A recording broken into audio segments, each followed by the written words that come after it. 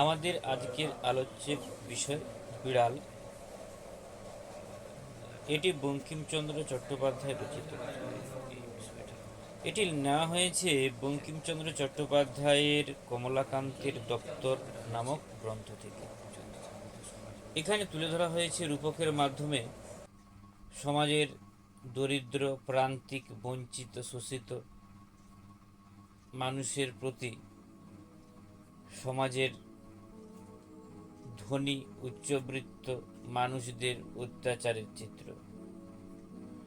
সমাজে শৃঙ্খলা আনতে হলে মানুষকে যে বিচার বুদ্ধি নিয়ে চলতে হবে এবং বৈষম্য দূর করতে হলে যে মানুষকেই প্রধান ভূমিকা গ্রহণ করতে হবে, তার এক জ্বলন্ত উদাহরণ লেখক বঙ্কিমচন্দ্র চট্টোপাধ্যায় তাঁর এই বিড়াল প্রবন্ধটির মাধ্যমে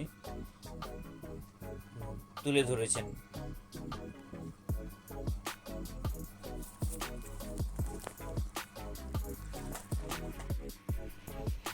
এবারে আসব মূল পাঠ্য বিষয়ে। লেখক একাকী তার শয়নগৃহে বসে আছে। তা আমরা মূল পাঠে যাচ্ছি। এখানে লেখক বলেছেন, আমি শয়নগৃহে চারপায়ের উপর বসিয়া হুঁকা হাতে ঝিমাইতেছিলাম। অর্থাৎ লেখক তার শোয়ার ঘরে একটি চেয়ারের উপর নেশার সামগ্রী অর্থাৎ হুঁকো নিয়ে বসেছিলেন। একটু মিটমিট করিয়া ক্ষুদ্র আলো জ্বলিতেছে এবং লেখকের সেই বসার ঘরে মিটমিট করে আলো একটা জ্বলছে। দেয়ালের উপর চঞ্চল ছায়া প্রেতবৎ নাচিতেছে এবং তিনি দেখলেন দেয়ালের উপর একটি চঞ্চল ছায়া, যাকে লেখকের মনে হয়েছে একটি প্রেত বা আত্মার ন্যায়। আহার প্রস্তুত হয় নাই, এই জন্য হুঁকা হাতে নিমিলিত লোচনে আমি ভাবিতেছিলাম যে আমি যদি নেপোলিয়ন হইতাম তবে ওয়াটারলু জিতিতে পারিতাম কিনা।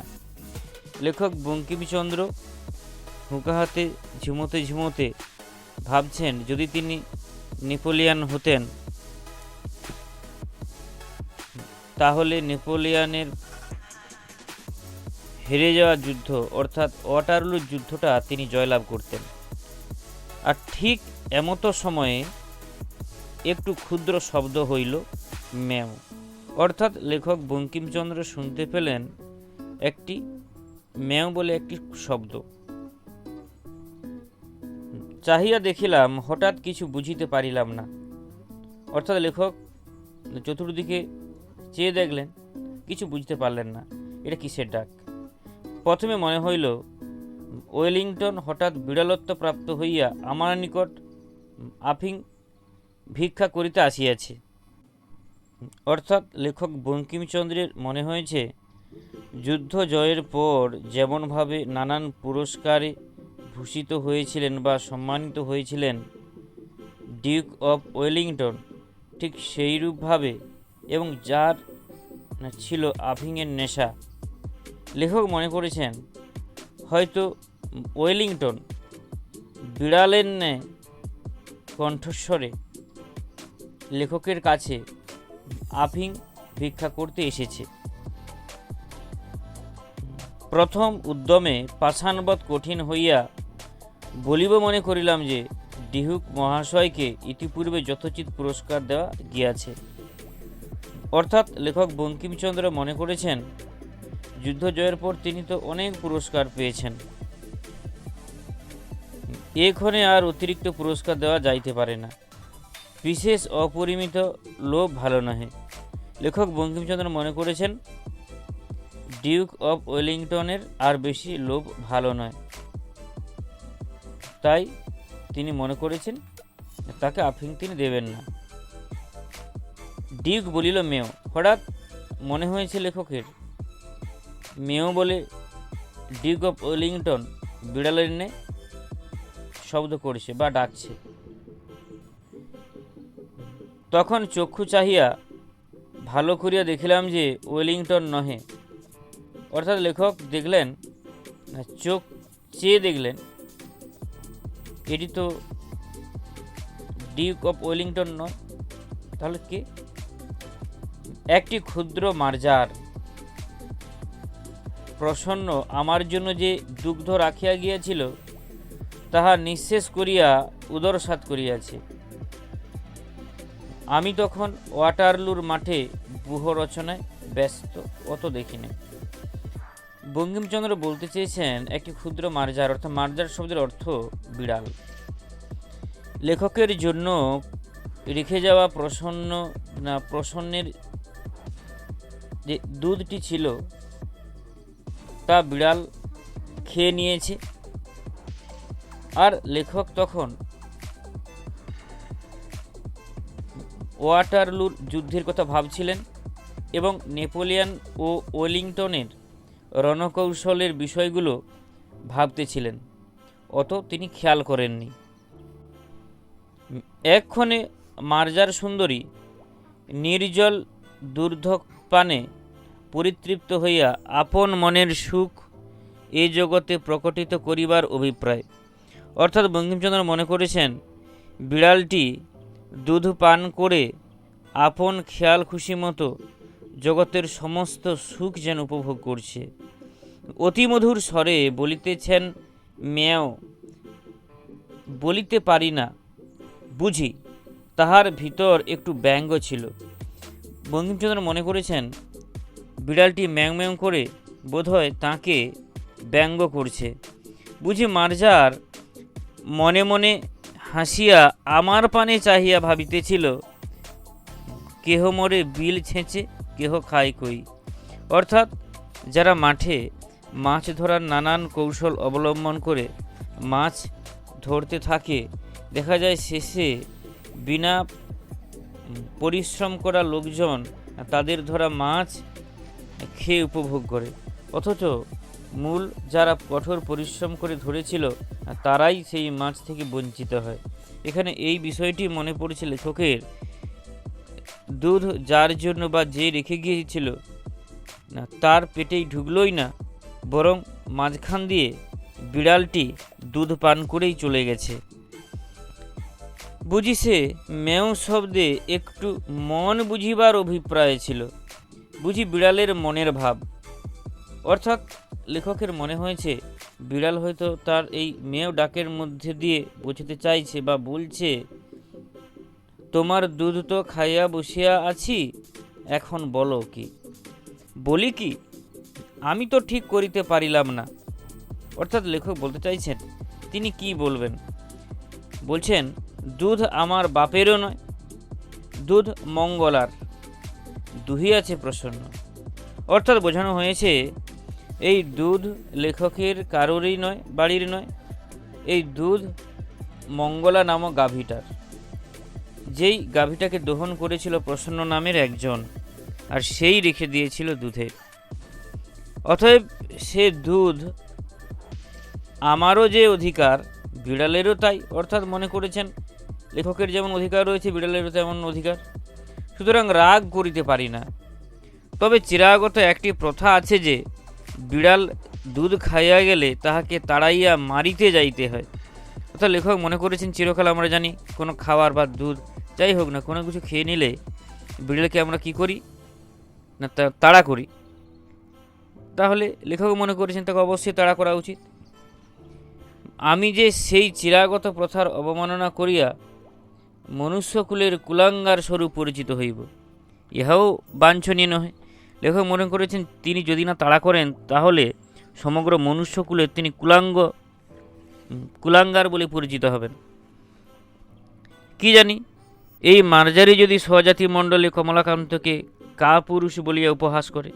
অর্থাৎ লেখক বঙ্কিমচন্দ্র বোঝাতে চাইছেন যে কমলাকান্ত, অর্থাৎ তার এক ছদ্মনাম কমলাকান্ত, তিনি যদি এই বিড়ালকে যদি না তাড়া করেন বা প্রহার করেন তাহলে ওই বিড়ালটি আরও অন্যান্য বিড়ালকে বলে দেবে লেখকের অপারদর্শিতার কথা, এবং তিনি তাদের জাতির কাছে উপহাসের পাত্র হয়ে উঠবেন। অতএব পুরুষের ন্যায় আচরণ করাই বিধেয়। ইহা স্থির করিয়া সকাতর চিত্তে হস্ত হইতে হুঁকা নামাইয়া অনেক অনুসন্ধানে এক ভগ্ন ষষ্ঠী আবিষ্কৃত করিয়া সগর্বে মার্জারির প্রতি ধাবমান হইলাম। অর্থাৎ লেখক বঙ্কিমচন্দ্র শেষ পর্যন্ত অনেক কষ্টে একটি খোঁজাখুঁজি করার পর একটি লাঠি নিলেন এবং মার্জারির অর্থাৎ বিড়ালের প্রতি ধাবমান হলেন। মার্জারি কমলাকান্তকে চিনিত। সে ষষ্ঠী দেখিয়া বিশেষ ভীত হওয়ার কোনো লক্ষণ প্রকাশ করিল না। অর্থাৎ কমলাকান্তকে অর্থাৎ লেখক বঙ্কিমচন্দ্র চট্টোপাধ্যায়কে ওই মার্জার সুন্দরী অর্থাৎ বিড়ালটি চিনত, জানত ওই লাঠি দিয়ে লেখক তাকে প্রহার করবে না। কেবল আমার মুখপানে চাহিয়া হাই তুলিয়া একটু সরিয়া বসিল। অর্থাৎ বিড়ালটি লেখকের হাতে লাঠি দেখে একটু হাই তুলে দূরে গিয়ে সরে বসল। বলিল, মেয়। প্রশ্ন বুঝিতে পারিয়া ষষ্ঠী ত্যাগ করিয়া পুনরূপী শয্যায় আসিয়া হুঁকা লইলাম। লেখক বুঝতে পারলেন, বিড়াল বুঝতে পেরে গেছে যে তাকে আমি প্রহার করব না। তাই তিনি কি করলেন, পুনরায় তার সেই চেয়ারের উপর গিয়ে বসলেন এবং হুঁকো নিয়ে টানতে শুরু করলেন। তখন দিব্য কর্ণপ্রাপ্ত হইয়া মার্জারের বক্তব্য সকল বুঝিতে পারিলাম এবং তিনি দিব্য কর্ণের মাধ্যমে অর্থাৎ তিনি চোখ বন্ধ করে ভাবছেন বা তিনি দিব্য কর্ণপ্রাপ্ত হয়ে ভাবছেন বিড়ালের ওই ডাকের মাধ্যমে ওই বিড়াল কি বলতে চাইছে। বুঝিলাম যে বিড়াল বলিতেছে, মারপিট কেন? স্থির হইয়া হুঁকা হাতে করিয়া একটু বিচার করিয়া দেখো দেখি, এ সংসারের ক্ষীর স্বর দুগ্ধ দধি মৎস্য মাংস সকলই তোমরা খাইবে, আমরা কিছু পাইব না কেন? অর্থাৎ বিড়াল বলতে চাইছে লেখককে, এই সংসারে আমরা আমাদের উদার পূর্তির জন্য যে সমস্ত খাবারগুলো খেয়ে থাকি, অর্থাৎ ক্ষীর সর দুধ দই মাছ মাংস সমস্ত কিছুতে আমাদেরও যেমন অধিকার রয়েছে, ঠিক অনুরূপভাবে বিড়ালটিরও অধিকার রয়েছে। এরপর বিড়াল বলছে, তোমরা মনুষ্য, আমরা বিড়াল, প্রভেদ কি? তোমাদের খুদ পিপাসা আছে, আমাদের কি নাই? অর্থাৎ বিড়াল বোঝাতে চাইছে লেখককে, যেহেতু তোমরা মনুষ্য অর্থাৎ মানুষ, তোমাদের যেমন ক্ষুধা রয়েছে আমাদেরও তো তেমন ক্ষুধা রয়েছে, তোমরা খাও, আমাদের আপত্তি নাই, কিন্তু আমরা খাইলে তোমরা কোন শাস্ত্রানুসারে ঠ্যাঙা লাঠি লইয়া মারিতে আইস, তাহা আমি বহু অনুসন্ধানে পাইলাম না।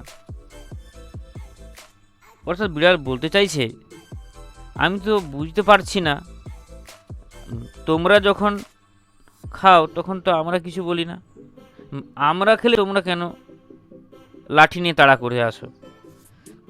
তোমরা আমার কাছে থেকে কিছু উপদেশ গ্রহণ করো। বিজ্ঞ চতুষ্পদের কাছে শিক্ষালাভ ব্যতীত তোমাদের জ্ঞানোন্নতির উপায়ান্তর দেখি না। বিড়াল বলছে লেখককে, আমার মতো এই চতুষ্পদযুক্ত প্রাণীর কাছ থেকে তোমরা যদি না আমার বলা নানান উপদেশ বা জ্ঞান তোমরা গ্রহণ করো, তাহলে তোমাদের কোনোদিনই জ্ঞানের উন্নতি ঘটবে না।